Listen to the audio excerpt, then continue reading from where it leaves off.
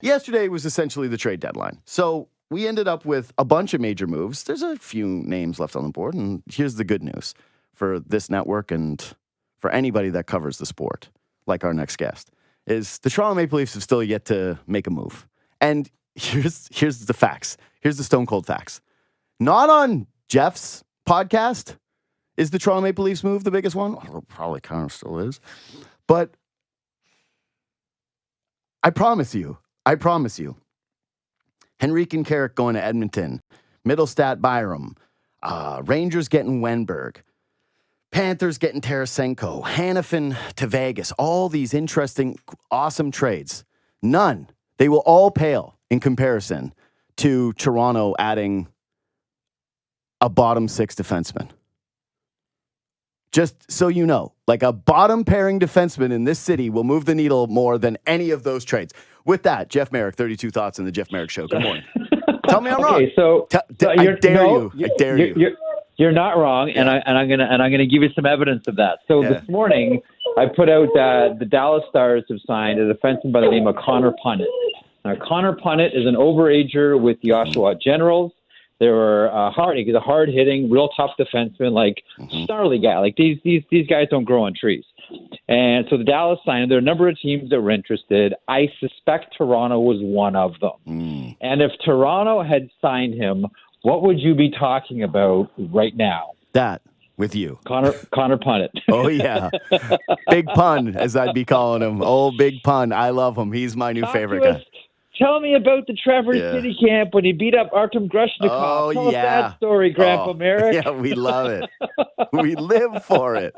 We cannot get enough of it. No, this is, Marek, this is why, and you're a prospects guy too. You follow junior hockey as closely as anybody. And I had Buchel on 2 weeks ago, and I was basically going through the Leafs prospect pile with him, right? And going, okay, what's real and what's fake here? Because the amount of discussion you get about dudes like Topi Niemela, for example, right? The Leafs prospect people in my life, they're like, this guy, he's one of the top guys. He's having a great season. And then I have Buchel on, who's, scout for 14 years, no big deal, director of amateur scout. And he's like, yeah, he's like maybe a sixth defenseman. He's tiny and he can sort of move the puck, but not well enough that he stands out. I'm like, thank you.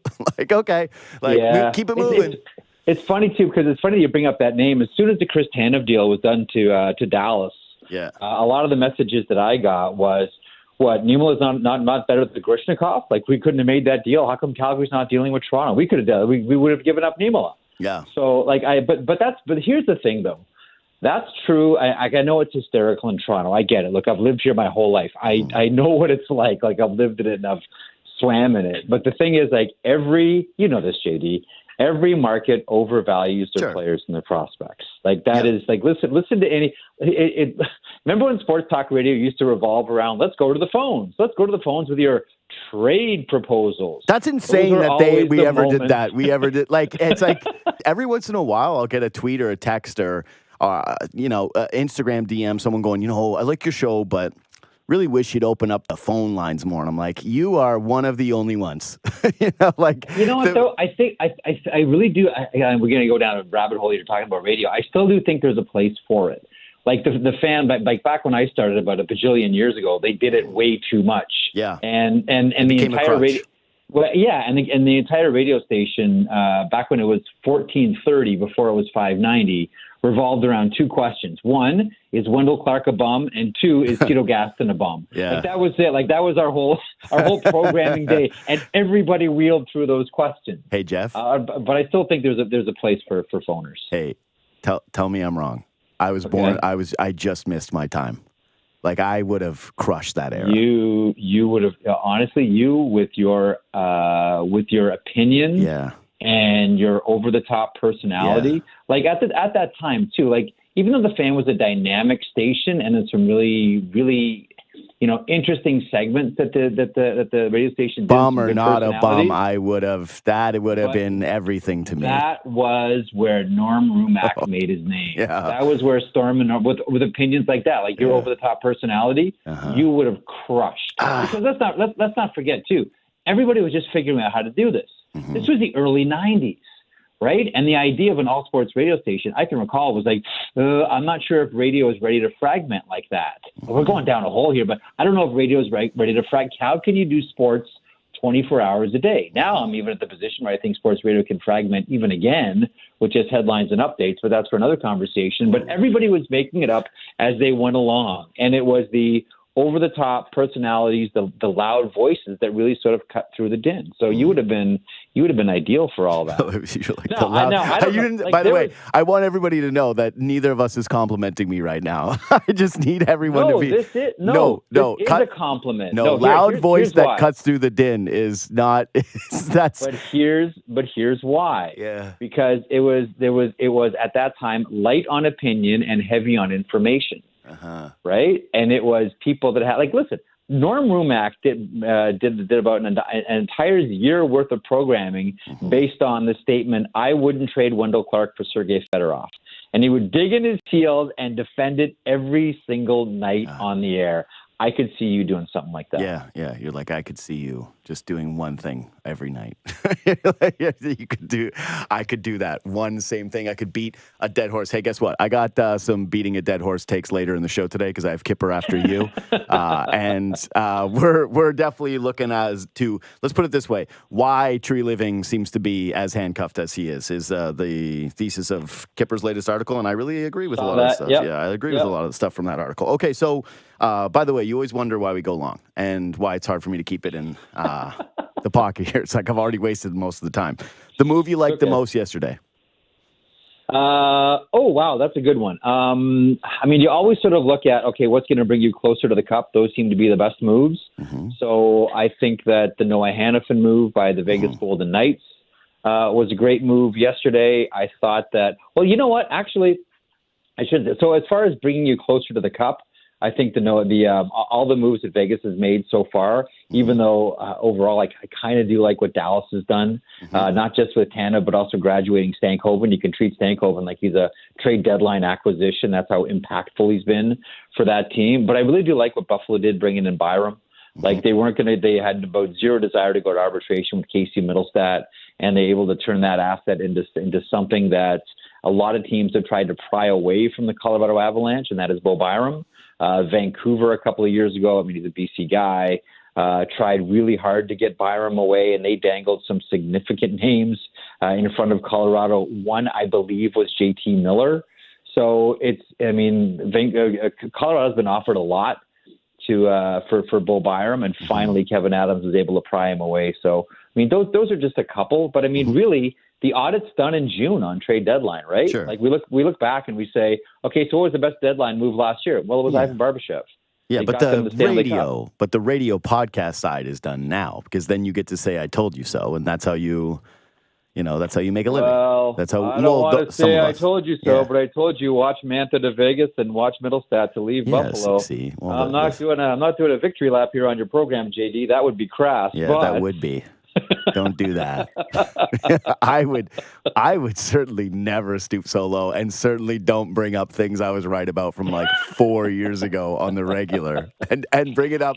That's my version of doing the same thing every day. You're like Norm did Wendell Clark every night. I just do. And here were the things that I was right about, while never throwing out the things I was wrong about, or very rarely, very sparingly. But okay, that's like when you cut to someone on television and they're polishing their trophies. Yeah. Oh, hi! Hi didn't there. see you there. Yeah. Just polishing some of my trophies here. Yeah. That's exactly right. That's exactly right. Okay, so I agree with you that the Hannafin one is basically. Here's my measurement of it: is when I see a trade, I'm like, oh God, I wish that was me.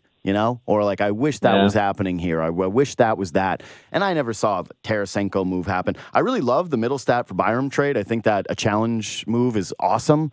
I encourage more of those in sports. I wish that they would happen more frequently. But now all of a sudden people will actually be invested in these two players like they weren't before, because we're all going to be paying attention to who ended up winning a challenge trade more so than tracking, what a second round pick turns into 3 years from now, right? So, but Hannafin to Vegas, I thought it did raise just a bit of an interesting one, where now Vegas, basically one of the annual traditions in hockey is that they trade for and figure out a way to get under the cap one of the best guys. And Toronto is a perpetrator of the LTIR stuff too. And I saw Elliott doing TV yesterday, and he mentioned, hey, it's not against the rules. But do you think that this is actually kind of getting to a tipping point here? Like if Mark Stone... No? Okay. No.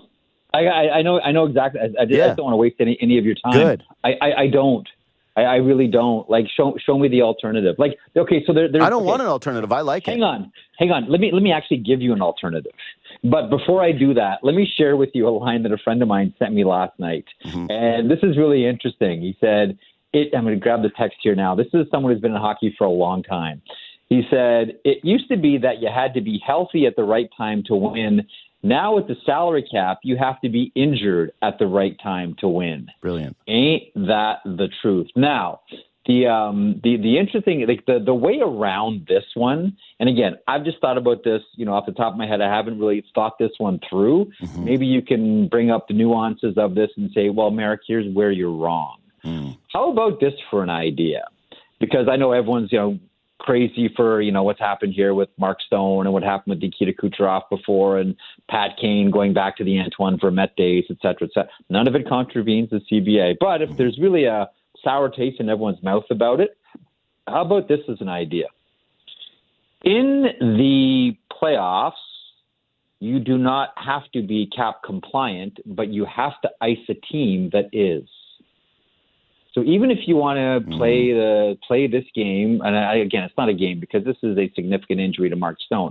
I don't want to be trivial about it, but Vegas is, and they're within their rights to do it, weaponize this, and are now going above the cap for when Mark Stone comes back. But he comes back during the playoffs. There's no salary cap.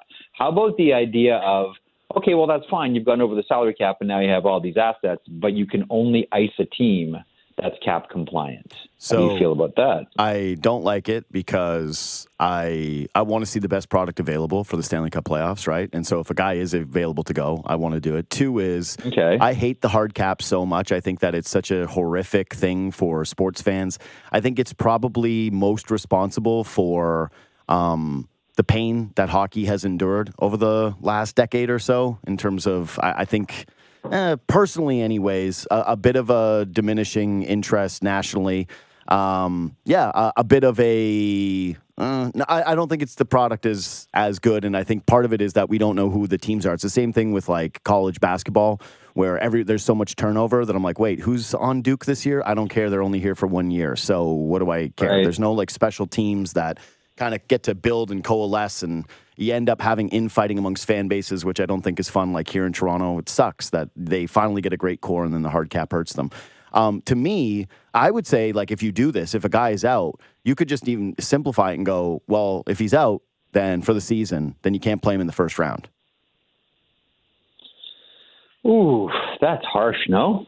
What about legitimate injuries? That's what I agree. But, okay, if it's so legitimate, though, all of a sudden you turn up game one? How about the first 3 games of a series or 4 games of a series? That does happen. Mm-hmm. Like it does.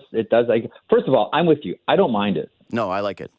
I don't mind this at all. And the NHL does investigate, and one day they'll probably catch someone or some team that's bending things here to their favor.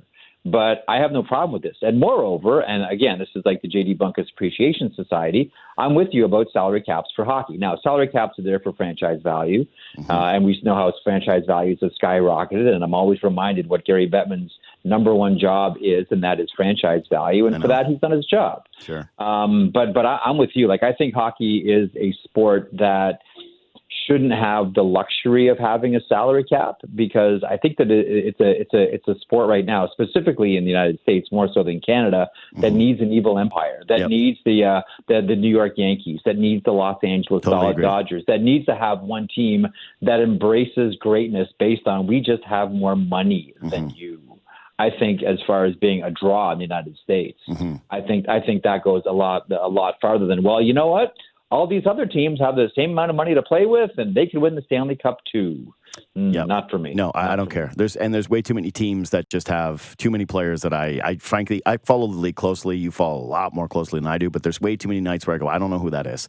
And I don't like that, especially when they're on good teams. Secondarily, you know why I know that really matters is because last night I stayed up and it was a fun game, but I kept watching a certain Colorado versus Detroit game. You know why? Yep. Because it made me have good feelings inside my heart, because those two sweaters playing against each other was my childhood. And I went, ooh, I knew all of those guys on those teams. And I like seeing this. This makes my eyes happy, especially after that Leafs-Buffalo game, which made my eyes very sad. Okay, so we gotta get one Leafs thing in. Sure. What do you make of where Tree is at right now? Where do you think that they're going over the next couple of days? What are the whispers that Jeff Marek has been hearing? Blue line, blue line, blue line. But that's been the same all season long. Like, even going into the season, we knew that the one thing that Brad Treliving wanted to do was redo the back end. Name names. I will give you names. If I were trying to make a Leafs fan, I would be looking at the Washington Capitals. And I'd be looking at the Washington Capitals not just for a blue line, but also a depth forward as well. I would be looking at Nick Jensen. We know that Brad Treliving is looking at a right-hand shot defenseman, someone with term, and that is Nick Jensen, who has this year and 2 more at just over $4 million a copy. So I would be looking there. I would also be looking at someone like Nick Dowd, right now injured, but he's also someone that has term. You want to talk about a depth forward. Dowd fits that bill, and he comes in at $1.3 million for the remainder of this season and next season. So I do wonder if Brad Treliving ends up shopping at one single grocery store, and that is the Washington Capitals. That's where I'd be looking if I'm a Maple Leafs fan. Yeah. If you get that done, though, you got to have them eat a little bit of that money. And you've kind of, it seems like that's fine. Yeah. But that's fine. They've retained salary on Anthony Mantha. They have 2 more retaining slots right now. Washington's fine, and they just want to get to the end of the season here and continue to try to rebuild this thing. Yeah. No. More where I was going with this is, do you think they have just the pick capital alone to get a deal like that done? I don't know if the Maple Leafs have pick capital. Yeah. That's the one place, and I think Kipper's piece nailed it. A lot of what they could have available this year has already been used up chasing chasing the playoffs. But again, that's what the market has always demanded. We can look back on it now, and hindsight is 2020. But go back to all those. You remember how much Kyle Dubas was applauded for bringing in Nick Foligno. Now Foligno got injured, but still, they spent a lot of capital chasing Stanley Cups. You can argue about the timing of it. Was it there yet? The market always, the minute that Maple Leafs are a little bit close, they're a lot close. You know what I mean? The minute there's a little sort of taste of they can do something in the playoffs, this market demands that the general manager act accordingly, which sometimes is irresponsibly. Well, but they had to do it. They had to chase. Yeah, this is, and you see this a lot. Again, if you open up the phone lines, aka look on Twitter, whenever you bring up the prospects, you see a lot of people go, "What do you mean they're not going to trade everybody because they haven't won since 1967?" And the Leafs always say that pressure isn't there, but I got to imagine that pressure is kind of there. I do wonder through all of it about Nick Robertson. Well, that's the one name that I keep coming back to. You're probably the same, JD, or maybe you're not. I'm not sure. But I am. That's the one that I keep coming back to. Jeff, we just talked about the Middlestat and Byram challenge trade, and clearly those two guys are of a better. They're both just better, more important players, higher up, everything. But can I bring up one thing about Byram here? Yeah. So this to me is fascinating, and maybe I put too much into this, but in a world where the forecheck is really aggressive on every single team. Yep. I have a look at that Buffalo Sabres blue line now with Bo Byram as part of it, and I see Rasmus Dahlin, left-hand shot, Owen Power, left-hand shot, Ryan Johnson, left-hand shots, Matthias Samuelsson, left-hand shot, and newly acquired Bowen Byram, left-hand shots. You're a left-hand shot, and you're coming around the right side of the net, and that extra split second to make a pass gets closed up pretty fast by the F1. I know coaches sometimes go overboard with the righty-lefty, but, mix in a right-hand shot here, Buffalo. Am I splitting hairs too much? Or let me ask you this one then, and this is for more in the off-season. Does that wink at a bigger trade by the Buffalo Sabres in the offseason? They have a lot of lefties on that back end, and these are high-end guys. Owen Power, Rasmus Dahlin, Matthias Samuelsson, Ryan Johnson. These are all high, some of them first overall picks, and the rest of them first-round picks. Could we be looking at something even bigger with the Buffalo Sabres in the offseason? Dun, dun, dun, dun. Yeah. How about that one, JD? I love it, especially since it fits with I don't know why the Sabres just flat out can't figure it out, because every time I look at their team, I'm like, there seems to be so much talent here, and yet you suck. You just suck, and you suck, and you suck every year since since I was in university, and like Briere teams that were trying to challenge Ottawa. But they were so good. Those teams were great. Yeah, those teams were great. Pominville and Campbell and Briere and Drury. Oh, the Ryan Miller. They were so good. So good. And you know what they also have? They have incredible fans who always show up, whether it's their team or not. Mm-hmm. When you always look at national ratings, always like the two teams that are involved are 1 and 2. Mm-hmm. Buffalo's always right in there. They are outstanding. Like I begin every season by saying the same thing to myself and sometimes publicly. I want the Buffalo Sabres to be a good team. That fan base, and I know I'm saying this in Toronto, that fan base has been false started so many different times. Too many. By that organization. I just want them to be good and good for a while. Like I said, I think the most offensive thing you can say as a rival fan is, I feel bad for you guys. I want to see you do well. And that's where the Sabres are at. Sens and Sabres are in that zone where me, who grew up hating both those franchises, is now like, God, I hope you guys can just sort of figure something out here and get back to the table and just be okay and be relevant. The pity zone. Yep. Oh, JD, that's good. Worst zone you can be in. You want to be trash talked. You want to be hated. You want to be, loathed. You don't want other fan bases going like, hope you guys can pull your bootstraps together. Like, you don't want a friend offering to loan you money. And, that's... interest-free. Yeah. And even if you don't pay me back, that's cool. Is that the Sportsnet equivalent of the friend zone? Is that what we're talking about here? Like, it's horrible. It's just... shopping buddy? It's horrible. Shopping buddy? It's horrible. It's awful. And I know it's horrible because I've lived it as a Leaf fan, and I would go to games at the Bell Center, and people go, 1967, and you're like, okay, and then they would say, but seriously, the league's better with you guys being relevant, so I hope you turn, and you're like, yeah, shut up, please, go away from me, please get as far away from me as possible. Yeah. Go listen to Coldplay at 7:01 Saturday night. Go to the Forum, Rocket Richard. Yes, got it. Jeff, you got a busy day, you got to run. Thanks so much for making time today, brother. Always appreciate it. This has been a lot of fun, man. Thanks, Paul. You be good. See you, dude. Jeff Marek. Jeff Marek Show, 32 Thoughts.